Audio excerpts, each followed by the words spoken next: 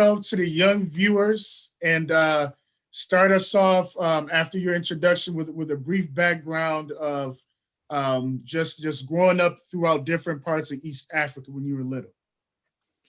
Yeah, my name is Peter Malat from Southern Sudan. I lost my parents back in Southern Sudan when I was little, and I moved with my two sisters to Kampala, Uganda in 2001, I think. Yeah, I was in fifth grade at the time, and we did primary school there. Me and my younger sister, my older sister was a freshman in high school, while me and my younger sister were still in primary school, and went all the way until I think my junior year of high school in Uganda, and then we moved to the United States in 2006. So I played basketball there at the St. Peter's Senior Secondary School, Nalia. So I was really tall and I didn't like basketball because our high school coach saw me playing soccer and he was like, "You too tall to be playing soccer. Uh-huh, So I uh-huh. want you to play basketball." I refused until I got injured. I injured my ankle, and that's when I was like, maybe let me try out basketball. I did that, and I kept injuring my fingers because I didn't know how to dribble the ball. Mhm. Yeah. Anyways, we came to the U.S. and I played for 2 years here because I didn't finish my junior year in Africa, so I had to Okay. finish it here. And then my senior year, I played in Washington State, and then got injured right 1 week after my high school. I tore my ACL, and Mm. I nearly stopped going to college at all because I've never been in school in my entire life before then without being in any sport. So it was demoralizing, and like I was stressed and kind of almost depressed, which doesn't usually happen to me. I'm a happy person. I always Mhm. look at the positive side of life. And after a month of thinking about it and suffering and struggling like that, I said, you know what? It's not the end of the world. Right. I can still go to college and get my education. But by then I had a full ride academic scholarship because I had good grades. Okay. I did not just focus on sport alone, hoping that is what would give me education. I said Mhm. I gotta go both ways. If I'd make it in basketball, well and good. I may get a scholarship. If that doesn't work, then my academic may give me an opportunity. So I got a Bill and Melinda Gates Foundation Achievers Scholarship. So that helped me a lot for 4 years. So I went to school and got my undergrad. I double majored in public relations and information technology and administrative management. So I finished those in 3 years instead of 4 years. So I still had money from my scholarship. So I said, okay, I'm gonna go ahead and do my master's right away. So I did that and got my information technology master's degree. And yeah, went on from there, worked for the school. I went to Central Washington University and I worked there for 2 years while I was doing my master's. And then I got a database analyst position with one of the big casinos here in Washington State.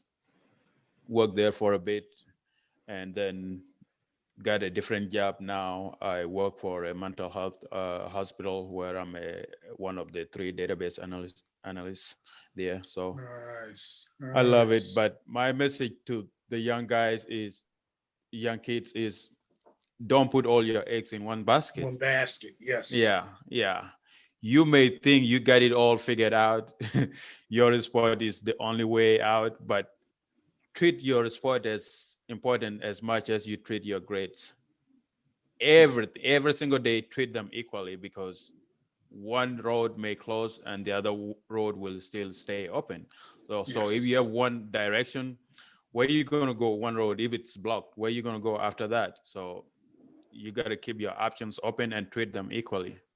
Yes. Yes. Now, um, you have quite a story, and that's really what really stood out to me because to reach our young people. We want guests that, our young people can relate to, not necessarily guests that, they were born with a silver spoon in their mouth and, Yeah.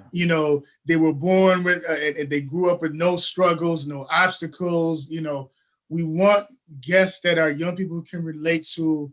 They faced hardships, they faced adversity, but they did not allow that to keep them down. And that's Yeah. what really, really stood out Yeah. about your The story. key is always, I always say, let's assume you don't have one hand, but you think because you don't have that one arm, it is your disadvantage that everyone else has too. Let's assume all human beings were born with one hand. Okay. Would you look at it as a disadvantage? We would all be the same. So Yes. anything you run into in life, don't assume this is the end of everything. In Africa, we have our own stories here and there, but the common denominator, especially in most African countries, is war and Yes. famine and lack of good education. When I studied school, like just most of my Southern Sudanese who studied school in the 90s, like we were taking notes on the ground, on the floor with our fingers on the dust. Oh And wow. when school is over or when that period is over, you erase it with your feet. And you got to remember everything in your mind. 3 months, 4 months later, when you're doing final exam, you have to Mhm. remember everything that you ever wrote on the floor. So if you have notebooks, you should be happier that you're better than Right. It's a studying. luxury then. Yeah, Mhm. under a mango tree, and the next thing you know, there's a plane coming to bomb you, and the school ends there, and tomorrow you resume. So if that happens in Western world, like where I am now, that a plane comes and bomb a school, you won't come back tomorrow, not even the Right. next week. Everything would Right. shut down. So Yep. you got to embrace that, and however hard it is, it may sounds terrible that we go through that. It makes us stronger. Like Yes. the way I look at life today, I think if I hadn't gone through what I went through with my sisters being so young, I I would have had hard time when I came to the United States because after during my senior year, I didn't have a car and I had to work full time and go to school. So I would wake up, go to school, finish school, run, catch the bus, go to work, Hustling. go to work until midnight at 12.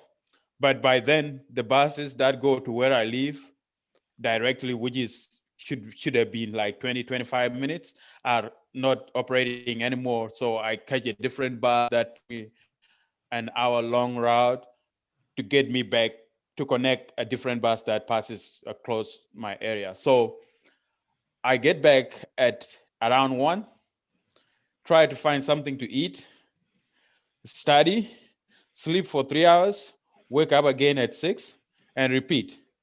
Oh my goodness. Like my eyes were red, like it looks like I'm on drugs. Bloodshot eyes. But I did not give up because at least I had an opportunity to have a job, something I may not have had at that age if I Mhm. was back home. And even if I had it, I would be selling stuff like bananas and mangoes and all that stuff if I wanted to make money. But here I was working and making enough money compared to what I was making in a week or in a month. It would take me like 2 years to make it back home Right. at that age. Right. So there was an incentive to keep going, Uh-huh. Uh-huh. however Keep hard it was. grinding. Yeah, keep grinding. So never compare yourself with other people, but don't don't look down on yourself that it's hard. It will get better. Yes. Yeah. Now, how tall are you, Peter? I'm only 6'5". In terms of South Sudanese height, Only. that's not tall in South Sudan. Yeah. Now, Reason why I asked because I wanted to stress the point to some of my young viewers. Yeah, yeah, 6'5", that's still pretty good height yeah, for basketball, but you didn't take the mindset like, okay, I'm 6'5", I'm going to make the NBA by any means necessary. No, you yeah, realize the value of an education and not yeah. putting all your eggs in In one, in one in basket, one like you basket. said earlier. Yeah, yeah. Yeah. Now, Peter, tell us about life in Seattle. So when you first came to United States, Seattle, Washington was your first stop. Yeah. How was the adjustment coming from parts of Eastern Africa to to the Pacific Northwest in Seattle, Washington? it was really hard. We came in September, and Ooh, by East winter. African standard, September was cold already for us. And especially my sisters, it was super cold. Like in their room, if you open their door, it's like oven. It's like to the max. We got the heat all the way up. Yep, they got it on 24/7. It's so hot. Like, but them not having friends around made it harder for them than I did. I do adjust easily to any. The key is fitting in easily, trying to get along with people, get to know people wherever you go, anywhere in the world, will help you settle in very fast. And for me, maybe I had an advantage because I came and I was on the basketball team right away, and many kids got to know me at school. So that did help me a lot. I felt at home right away, so I never felt out of place. But the weather wasn't fun. I didn't like the weather. And then the schools, like the way they do it in East Africa, like especially in Uganda, where I was in high school, you go to class, stay in class, the teacher comes and teaches, they leave, the next teacher comes, teaches, and they leave. But here, like after each period, you gotta move to a different room. Like that threw me off. I was just sitting there. And they're like, Peter, you gotta go. Like, we gotta go to the next class. I'm like, why? This is my class. And like, nope, you go to the room where the teacher is. They teach you there, you move to the next room. I was like, you Americans are confusing. But yeah, it was an adjustment, but it was easier for me in that aspect. Like after we just came, I fit in very fast, and it wasn't hard. But outside, especially work wise and transportation wise, that was a bit complicated for me because we had to rely on my brother who had the car, and if he's at work, then I had to stay at the school or work home, or work to school in the morning if he's at work. So the only good thing was my coaches drop me off or pick me up every now and then, especially if it's during practice or during games and stuff like that. But yeah, but after high school, yeah, it was hard because my brother had moved to a different city in northern parts of Washington State in Bellingham, and I was just on my own. So I I worked hard, got a car. I didn't even have a driver's license, and I drove it, which wasn't smart. And because I was really starving, I couldn't eat. I had nothing in my apartment, so I went to the grocery store, bought my stuff, came back, and I'm trying to reverse, and the brakes were out, and my car just kept reversing. So I put it on parking, or otherwise I would hit an apartment behind the parking lot. So someone at the store called the cops on me, and I look out, and there was 7 cops surrounding me, pointing guns at me, like, Oh, "Get out, get out, put your hands up." And so I got out. I'm like, "What did I do?" I was right. just trying to reverse out of the parking lot so I could go home. They're like, someone said someone is in the parking lot trying to commit suicide. I'm like, man, I came to this country to Oh, survive. wow. I'm not taking my life. Uh-huh, What are you uh-huh. talking about? I'm like, it's just my brakes that are out. So I told one cop, they came and checked my pocket and everything. if there were any guns. I'm like, I don't have any gun. I don't have any weapons. Do you have drugs? I'm like, I don't take drugs. Never did, never will. Mhm. So I gave him the keys to try it. And he was crying in the car because the car just kept going and it's dipping down the hill. And I was like, put it on parking. He did that and jumped out of the car. Like I So yeah, told you, I told you yeah, so. I'm like, I told you, I wasn't making it up. So one cop was like, "What's your name?" I'm like, "My name is Peter." And he's like, I think I know this kid. Do you play for Foster High School?" And I'm like, "Yeah." He's like, "This is a good kid, man. Come on, let's give him a ride. I know him. He's not causing any trouble or anything like Mhm. that." So they gave me a ride back home, and I got my car towed back and fixed, and life went on from there. But that was the scary Yes. moment, like guns pointed at me. I didn't know what Yeah. to do. I was just confused, kind of pissed and laughing at the same time, because I'm like, Yeah. what did I do? Uh-huh. Uh-huh. Yeah. Now, looking back, I don't know how often you look back. For you, Yeah. 2006 is, 14 years ago. For me, I Yeah. came in 1987, but I still look back from time to time, Yeah. Now, what are your thoughts on tribalism and the whole ongoing situation in South Sudan? Do you ever think about it from time to time? That does a thought ever enter your head? Yeah, I think about it a lot. Like, I'm a Dinka, uh, in Southern Sudan. There's a tribe in it's Dinka, and then there are Is that the Nuers. largest? Yeah, these are the two tribes that are always fighting the most.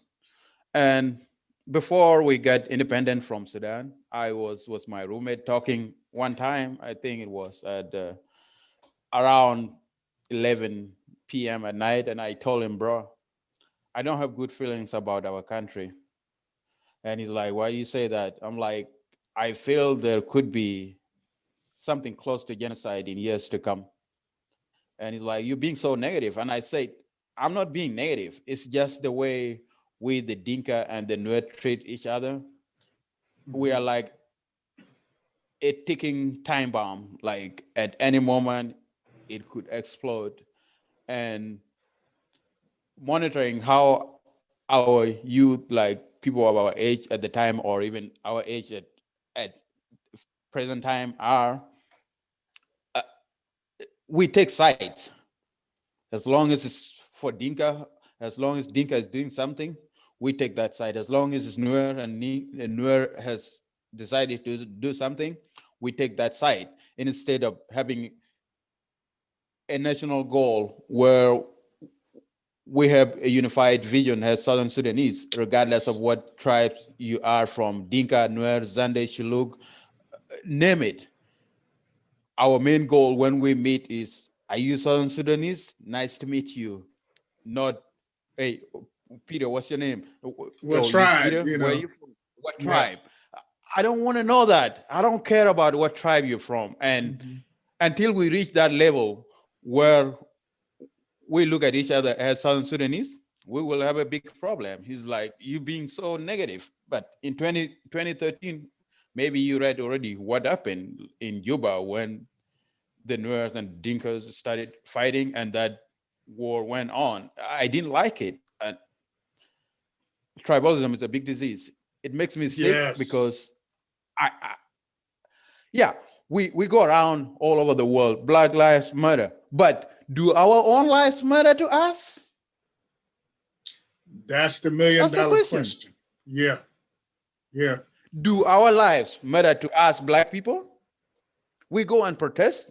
After we're done protesting, we come to our communities and kill each other.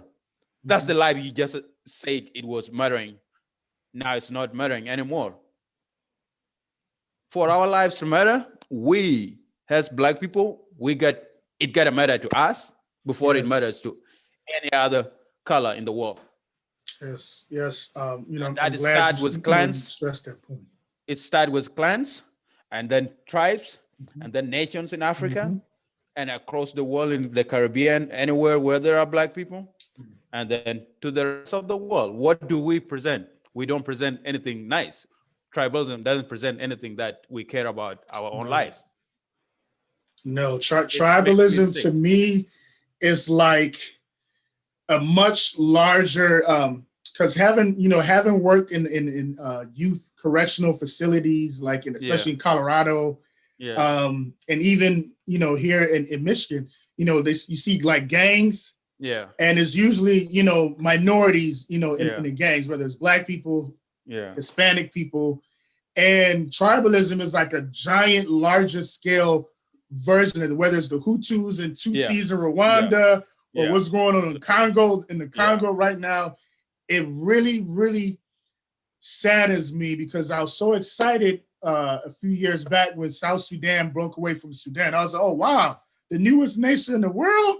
You yeah, know, yeah, a nation full of brothers and sisters. Like, okay, let's do it. yeah, But then, I was on the outside looking in. I'm yeah, Ghanaian, grew up in America, didn't have much knowledge on the history of the Dinka and the yeah, and Nuer. then, I yeah, coached a couple, coached like 4 or 5 Dinka and Nuer kids in yeah, Colorado, but yeah, I never really cared much about the differences. I never really asked them like, hey, what's going on? yeah. Because It's they and never it should really be like addressed it. that. Yeah, They played basketball. They got along on the yeah, basketball court. yeah, They were happy to be in Denver, Colorado. They played ball. But, yeah. you know, when did I know you're not that old, but when did this whole beef between the Dinka and the Nuer start? As far as my understanding, like I don't know, as based on what I read and what I learned growing up, is it intensified or escalated a lot in 19, I think maybe 90 or 91, when our vice president now, Riek Machar, defected during the rebellion when South Sudan was fighting the government of Sudan. He defected to the government of Sudan to join the Arabs, and that is when it became more of a Nuer and the Dinka. But even still, there were still Nuer who did not join him to join the Arabs. They were still fighting for Southern Sudan until 2005, before John Garang died. There were peace talks that were held in Kenya, and that's when he came back from the north and joined Southern Sudan again, and that ended the conflict between the South Sudanese and the Nuer as in general scale in terms of war. But Okay. there were still tensions going on during that time. And then Garang died and Salva Kiir became the president of Sudan before South Sudan became an independent nation. So he was like a vice president of Sudan, but a president of Southern Sudan at the same time. Okay. So I would assume Riek would have wanted to be the president of Sudan of Southern Sudan at the time. That didn't happen. He was the vice president, and after we broke away, he was the vice president still. But because the tribalism that was boiling, things just kept exploding here and there, and yeah, he ended up leaving and running to the bush because of how his supporters and his bodyguards were treated in Juba and all that. I Okay. don't have enough details because I wasn't in South Sudan Right. anymore. All Right. those happens around 2012, 2013, but I still get information here and there or online, and I can never trust, especially if any other person is just made, let's say a Nuer or a Dinka, they are going to present only what fits their From their agenda. from their Yeah, perspective. their view. Yeah. Yeah. So I don't have anything to say on that part, but that has been it. And it's what was worrying me in 2008 when I talked with my roommate about it. It's just we don't when John Grant died, a leader who unified South Sudan died. I think Uh, there wouldn't have been Southern Sudan. There would be Sudan because we wouldn't have broken away from Sudan. Northern Sudanese were going to vote for him because this is the guy who brought us together. I know he's not ah, perfect. He's not perfect, but he brought people together. And after he died, we don't have a vision, a unified vision. And until we reach that point, until we do away with tribalism, Mhm. I'm a realist. I look at things Right, as right, right. yeah. So until You people know, of my age and people younger than me mhm. come to a point where we look at each other as break the cycle. yeah, break that cycle, both in East Africa, in Southern Sudan, in the US, and anywhere in the world. Mhm. When you meet your Southerner, you look at them as your brothers and sisters and do away with that. Oh, are you Anwer, you are Dinka? It's not gonna work. Yeah. Yep, that's true. You know, and I've been excited about South Sudan. You know, starting their national basketball team, Yeah. and I Yeah. interviewed I was one watching of the them members on their yesterday. team. Say it again. I was watching them the last 2 days You watched them. I during the interviewed one of the qualifiers. members of their team, Yeah. and I think his name Mangistu. I know I'm saying his Mangistu. name Yeah. wrong. I think Yeah. it's Mangistu. Yeah. Mangistu or something like Yeah. that. But Yeah. I'm kind of excited about the potential for sports, especially a Yeah. sport like basketball, to maybe Yeah. help the younger generation kind of break that cycle. Like, okay, we all got goals That and dreams. cycle. We're Yeah. all using basketball as a tool to maybe further Yeah. our education or get paid to play, either or. But let's represent Yeah. our country as one rather than Yeah. Nuer, Dinka, or the other 60 plus tribes in South Sudan. Tribes. You Yeah. know, Yeah. Yeah. you Yeah. know. I'm positive about that. Basketball will unite Southern Sudan like no other. Like in few years, let's give it 5, 6, 7 years. Okay. There will be a lot of them in the NBA, and there will be a lot of them in NCAA. There are a few of them now, Definitely. but I'm positive about it. It brings us together a lot. Like earlier this year, when they were playing in Kenya during those qualifiers, it it was the best I ever felt. You Like got the seeing my people goosebumps and the together. chills.